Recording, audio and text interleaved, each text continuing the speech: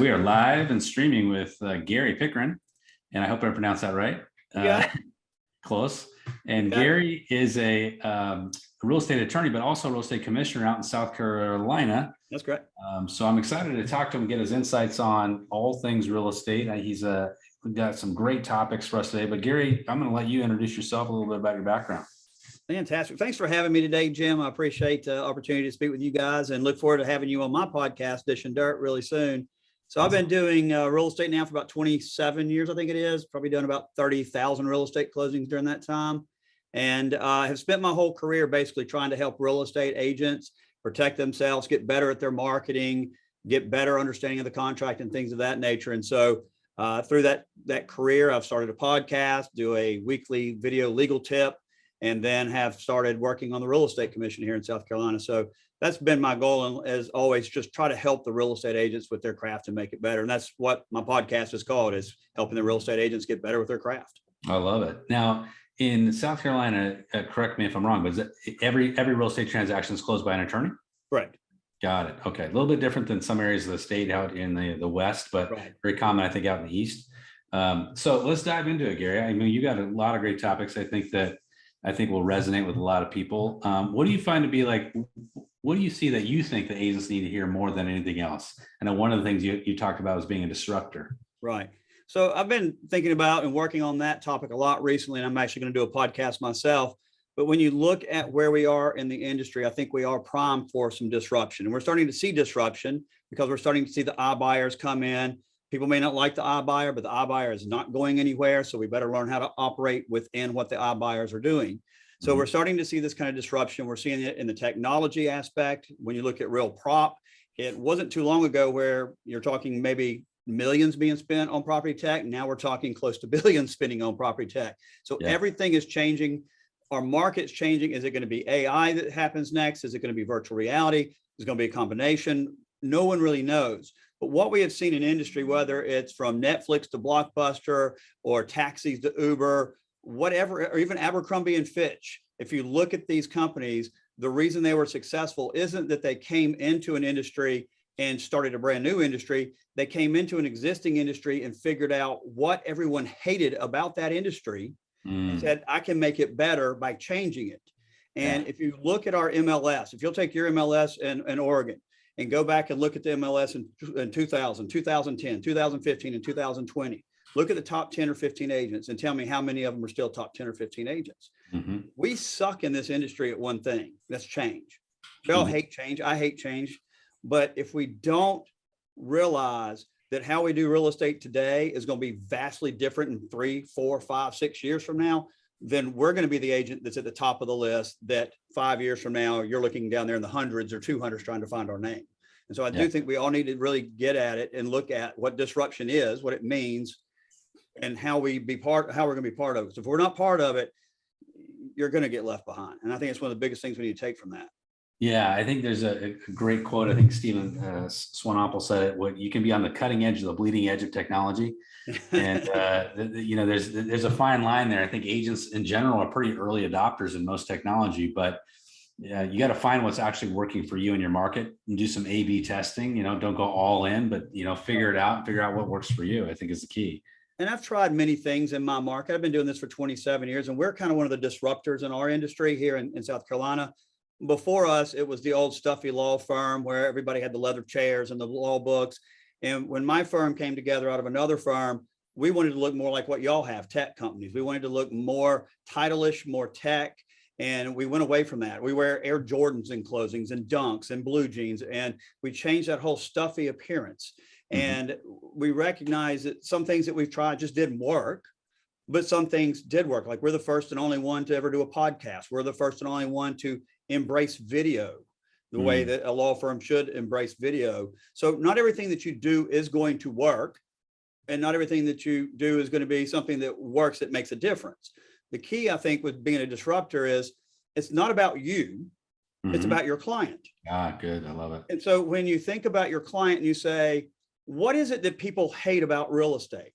Let's talk about the iBuyer for 2 seconds. What does the iBuyer recognize? There's a certain segment of sellers that do not want the hassle of putting their house on the market. They just don't want people coming in the market. They don't want people taking pictures. They don't want to have to do all these addendums. They want to know when they're going to close. They want to control when they close. The iBuyers recognize that there's a segment of people who are willing to make less money on their house than they would get with a real estate agent in order to have those conveniences. Sure. So we as an industry, and I keep saying we, I have a broker's license as well, we have to figure out what is it that our consumer doesn't like about what we do and how do we fix it. Mm-hmm. The mortgage industry, which has been historically in the dark ages, has now figured out people like when they go and buy a car and they sign an iPad and the guy turns it around and hits a button and emails you all the documents and you signed your name once or twice, right. not 147 times. Right. Right. And it's asinine that we've taken 27 years of my career to figure this out, but we're finally figuring that out. And we're starting to see platforms. We're starting to see remote online notary in states and things of that nature, which are greatly going to change what we do. But, you know, Jim, even Netflix didn't get it right the first time. Sure. I mean, if you look at Netflix, they started out as we're going to mail you a video cassette. Mm-hmm. Mm-hmm. And then it went to, we're going to mail you a DVD. And then it became a streaming system. And it's where it is today because it was able to say, well, look, we're going to be a disruptor. We're going to figure out what our consumer hates. They hate late fees. They hate driving to the video store. When you're 16 years old or 14 years old and you can't get to the video store because you don't have a driver's license, they hate the rewind fees. So they eliminated all that. Yeah. And then they just evolved from that. It's not that Blockbuster killed or Blockbuster was killed by Netflix. Blockbuster killed itself. Mm-hmm. Because they never were able to listen to the consumer and say, hey, what is it that this disruptor is doing that maybe we should do? I love it. So one thing that I'm saying, and it's kind of interesting, is and there's a lot of disruption. But one of the things that I'm saying, which I think is interesting to me, is the advent of lockboxes, which can be accessed by the consumer instead of just by agents, which is an interesting thing. Where they would have to log in almost like a vacation rental and give an address, copy their driver's license and, some criteria to be qualified to actually enter a house. You guys seen that out in South Carolina yet? We have not. I would be interested to see how the real estate commission I sit on how we feel about that. On the one hand, I see the fact you got the privacy issues, you got the security issues, but you're right. With the Airbnbs and the VRBOs, they've recognized that. We just got back from Iceland. My family went over there for 8 days. I never saw a single person in a single house that we checked into. Yeah. I got an email. Here's your code. I hit a button. I was in and nobody cared. But I also recognize that some people don't, that with VRBO and Airbnb, you're being rated as much as you're rating them. Right. Because I kept getting emails saying you just received the following rating, and I look at the rating. It's like, okay, I was clean. Apparently, I left the house the order they wanted. I didn't steal or break anything, so I got a 5-star. And that's probably how it would work. Yeah, exactly.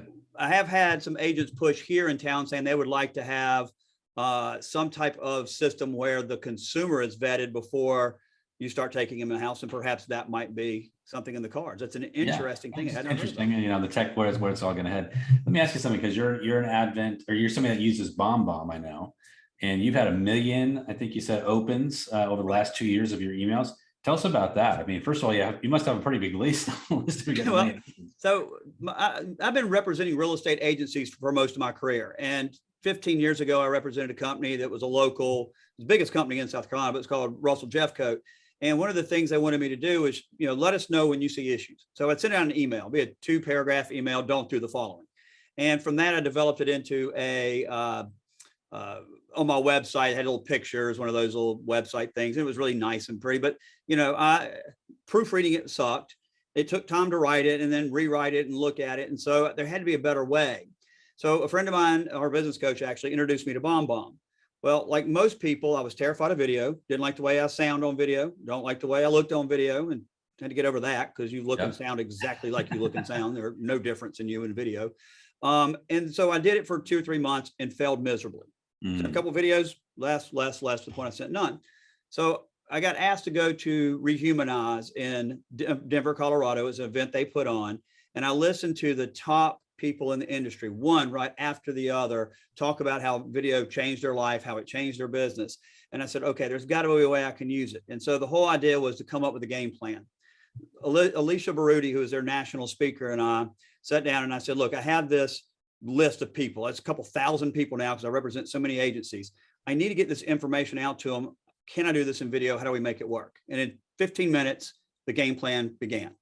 And so what I decided was, instead of typing these issues up, every week I would send out a video anywhere between 1 to 3 minutes that would talk about, when you guys are writing the contract, I noticed this is a problem. Make sure you're not doing this. Or, hey, with seller disclosure, this is an issue.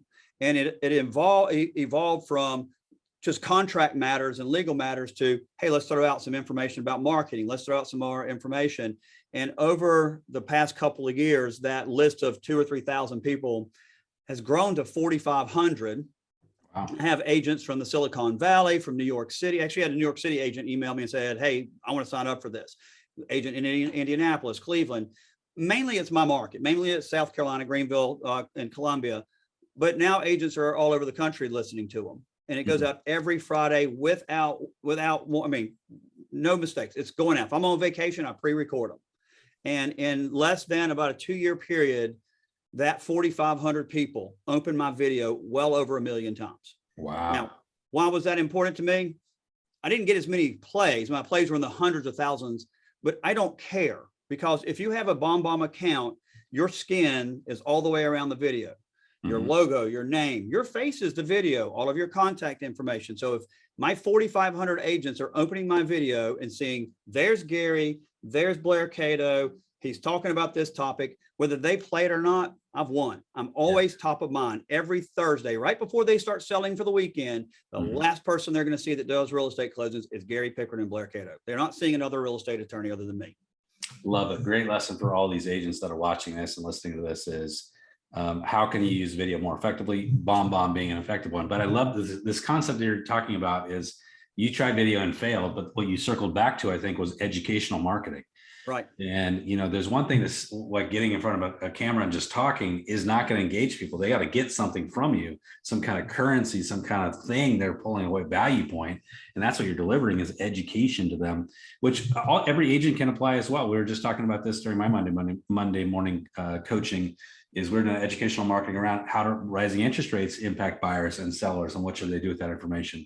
Same thing, which I love. I think it's brilliant. Go through your closing contract, go through your disclosure requirements. We tend to think that our consumer knows everything we know. You'd be amazed how many consumers don't even know what a frog is. Finish room over the garage. Say, what's a frog?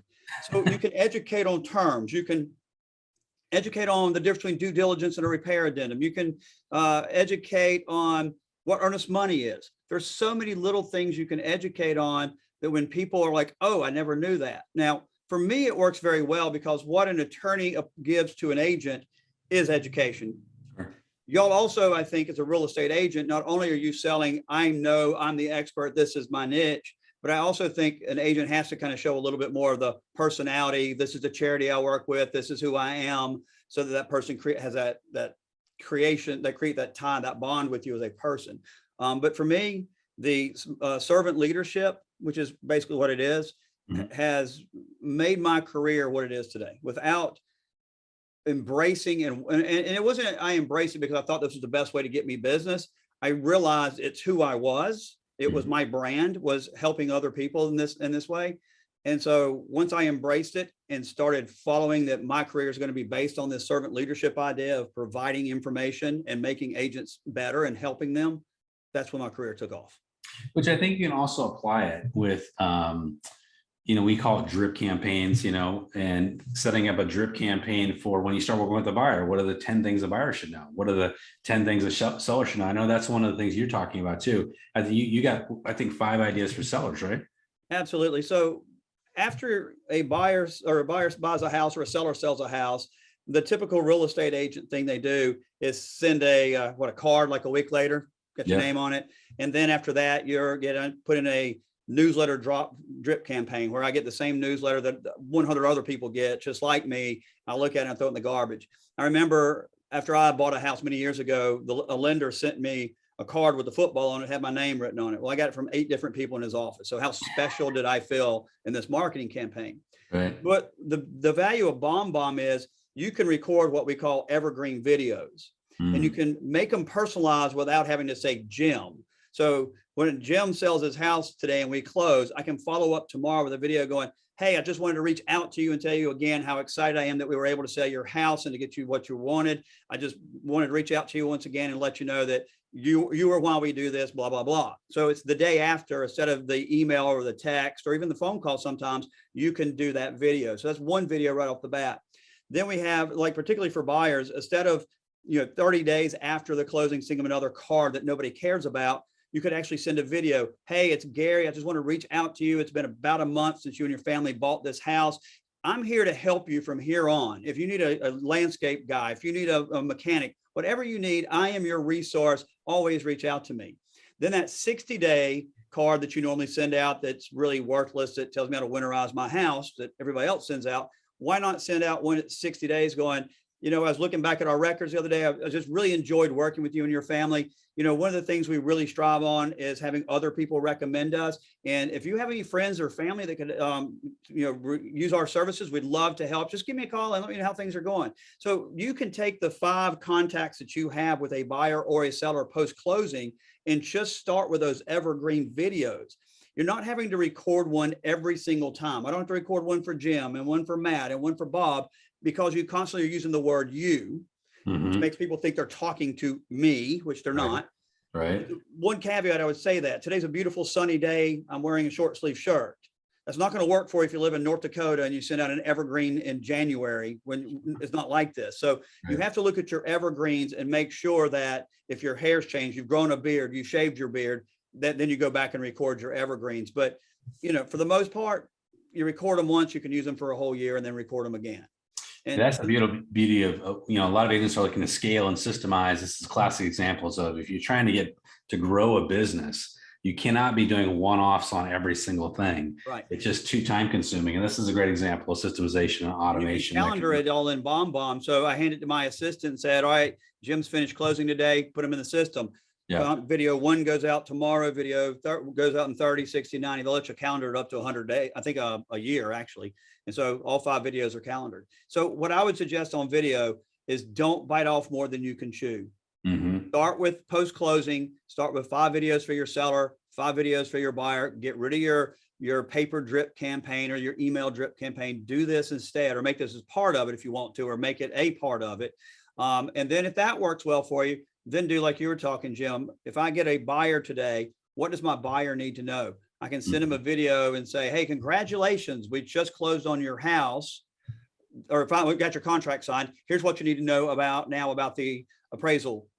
Or now here's what you're going to need to know about the repair addendum and how that's going to work. So you can send these videos out. The one in the last video I forgot to mention is, we get these 1-year anniversary. I don't know if you ever gotten the anniversary emails. Yeah. It's nice. You remembered me. It popped up on your calendar that I closed with you last year. So you send me a cheesy little video, card or whatever. What would be which would be better? A card that says, congratulations, can I help you? Let me know. Or if you and your team were sitting in front of the video screen with maybe a birthday candle or a cake with a candle on it with some sparklers, and you start going, hey guys, congratulations. It's been 1 year. We're so excited. You've been in your house for a year. People are going to look at that and go, wow, Jim and his team sent me this video. That video will not be opened one time. That video will be opened by each spouse or each partner multiple times, because they will show it to everybody at work. I sent a video one time, it was opened 14 times. And I asked the guy, why in the world did you open my video 14 times? Because I thought it was so cool that a lawyer sent me a video on a title problem that I showed everybody in my office. Wow. I got in front of 14 people I never, ever would have gotten in front of. I love it. Really now, this is a great example of, differentiation. I know you have some other thoughts on differentiation. I mean, how do you look at that? How do you look at differentiation for realtors and other business owners? We need to understand that we're not commodities. And the more that we allow the public to make real estate agents into commodities, and what I mean by commodities, if you think of oil, a barrel of oil is a barrel of oil. It doesn't matter whether it's the one over here or that one, right? Yep. And the problem we're having in real estate today is too many consumers look at us as commodities. And they say, this agent's no different than this agent, than this agent, than this agent. So you have to really sit down and ask yourself, if I'm sitting in a room with 10 agents, am I any different? And a lot of people are like, well, I'm better customer service. It's the lamest thing I've ever heard. Yep. Because everybody expects you to give them great customer service. So when I go up to you and say, Jim, why should I use you as an agent? Well, I got great customer service. Well, that's the same thing he told me and she told me, and what's different, But when you have a different way of doing things. Like, for instance, every time I get a buyer, I do X, or this is what I do differently. I don't hold open houses because open houses don't work. Instead, I do this. That's what differentiates you. Patrick O'Connor in our market, he came in when video came in. He was a band teacher in high school. He's now the #1 agent in Columbia, South Carolina. #1 agent in the Carolinas for Coldwell Banker. He differentiated himself by not just doing videos like this. He would take a house video, throw a drone in it, have somebody dancing inside the house, a ballerina. He would have an artist drawing the house as he's showing the house. He did all kind of different and creative things that he can show every single seller. This is what makes me different than everybody else. He is not a commodity. If you become a commodity, you are replaceable. And your value goes down. So then it's just a war price, right? Right. Yeah, love it. How much will I cut how much will you cut my fees? And then they cheat on you when you can't find them what they want. And now you have a procuring cost case. Yeah, exactly. I love it. And I know you've taken it to a kind of a fun degree. You guys have your own beer at your law firm, right? Yeah, that's how far we've gone to try to differentiate ourselves. Is when you come in our closings, we have our own beer. We partnered with Columbia Craft and came up with a beer, and you'll love the name, Closing Time. And do you serve it after every closing? We serve it during closings if they want. But yeah, here's it's got its own label here. We got oops, I'm sorry. Our own label. It's got our logo, the name of the beer, and on the back it says, "Why does a law firm have its own beer? Because we like beer better than we like lawyers." So we do things like that. We have iPads in our closing, so you can pick your own XM radio channel. You can listen to yacht rock or 80s rap if you want to. And music creates two things. It lowers our stress level. So my dentist put it on, and when you're in the dentist chair getting your teeth drilled on, they got music playing in the background to lower your stress. But it also creates memories, right? I know what song I was listening to when we were in Yosemite last year. I know the country song Miranda Lambert sang that we heard 8 times on the radio that week. That song, when I hear it now, I think of Yosemite Valley. Right. So we have music, we have that. We have our own scent now. We have candles that have a Blair Cato scent, so that when you come in as a consumer, there's a whole experience for you that's different than everybody else's. I love it. I love it. So being in the business 30 years, looking at the markets kind of moving into a transitional state. I've been in the business 32 years. I think it's 33 years this year. I've been through, I think, 4 or 5 market cycles easily. Any thoughts on the cycle we're about to enter? It's scary. When you think about it, I've been doing this about the same time as you. And in that lifetime, my law partner said, think about this. In our working lifetime, we've had 9/11. We've had the recession of 2007, 2008. We've had COVID, and our careers and our path continued.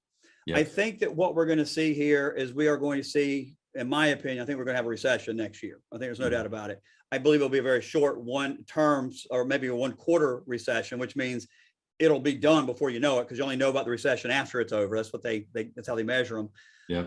Interest rates are going to go up. But the good thing is, historically, if you look at the last 30 years, even 6% is below the historic average. We've just gotten kind of fat, dumb, and happy with these things. Prices scare me. 20% increase in prices are going to knock out people. My market's probably a little bit harder than yours because our average sales price is $201,000. Wow. So any increase in price here is very dramatic. Now, for $201,000 here, we probably can get what y'all sell for $500 or $600. It's just that cheap to live in South Carolina. Right. But yes, I do believe it's a very scary time in this market. But I do believe those who differentiate themselves, those who provide great customer service, not to go back to that term, but those who provide the right customer service, those who provide something different, and those who treat real estate as this is a full-time hard job. Too many people in our industry get into it thinking, oh, I'll work 2 hours a weekend and makes a lot of money. No, the full-time people will come out of this and will come out fine. But those that just dabble at it and do like everybody else, I think they could suffer here in the next year or two.